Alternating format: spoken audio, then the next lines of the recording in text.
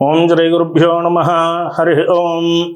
ఆదిత్యస్య నమస్కారాన్ ఏ కుర్వంతి దినే దినే ఆయుః ప్రజ్ఞాం బలం వీర్యం తేజస్తేషాం చ జాయతే. తెలుగు భక్తి మార్గం ప్రేక్షకులకు నమస్కారం. వీడియోలోకి వెళ్ళే ముందు ఈ వీడియోని లైక్ చేసి షేర్ చేసి సబ్స్క్రైబ్ చేసుకోగలరు. ఈ వీడియోని లైక్ చేయడం ద్వారా మీలాంటి మరో 10 మందికి ఈ వీడియో ఉపయోగపడుతుందని ఆశిస్తున్నాము.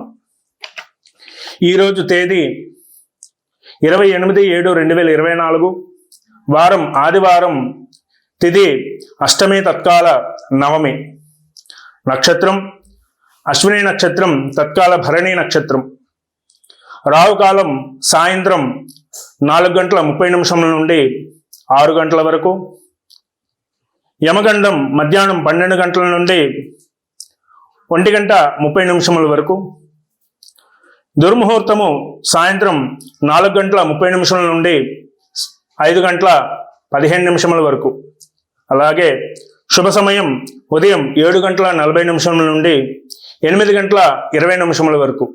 ఈరోజు ఆదివారం, స్వామివారి తిథి సప్తమి తర్వాత వచ్చేటువంటి అష్టమి తత్కాల నవమి.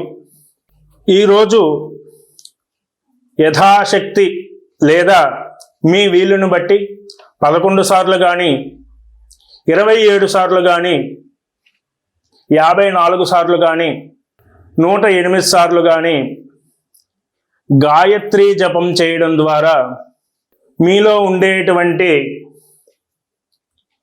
కోపాన్ని, అదేవిధంగా అహంకారాన్ని తొలగి మానసికమైనటువంటి ప్రశాంతతమైన జీవితాన్ని గడుపుతారు. ప్రశాంతమైన జీవనాన్ని గడుపుతారు. అదేవిధంగా మీ ఇంట్లో చిన్నపిల్లల చేత ప్రతి ఆదివారం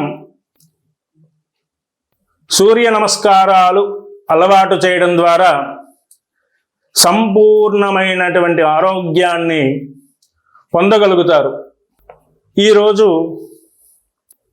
బ్యాంకు లావాదేవీలు ఎవరికైనా పంపించడం కానీ, లేదా ఎవరి ద్వారానైనా మీకు రావాల్సినటువంటి ధనాన్ని రప్పించుకున్నట్లయితే మీ వ్యాపారంలో కానీ రెట్టింపు ఫలితాన్ని పొందుతారు. చాలామంది అనుకుంటారు అష్టమి ఆదివారం దేనికి పనికిరాదు అని. కొన్ని విషయాలకు మాత్రమే పనికిరాదు. కొన్ని విషయాలకి అష్టమి ఆదివారం అశ్విని నక్షత్రమైంది. ఈ పనులు గనక చేస్తే మీకు మంచి లాభాల్లో రెట్టింపు లాభాలను పొందుతారు. ఈ యొక్క ఆదివారం నాడు భూమికి సంబంధించి ఎటువంటి విషయాల్ని కూడా చర్చించుకోవద్దు.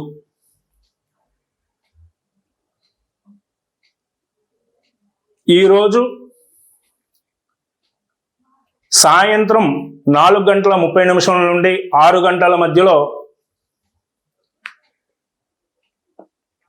గాయత్రీ జపం చేయడం ద్వారా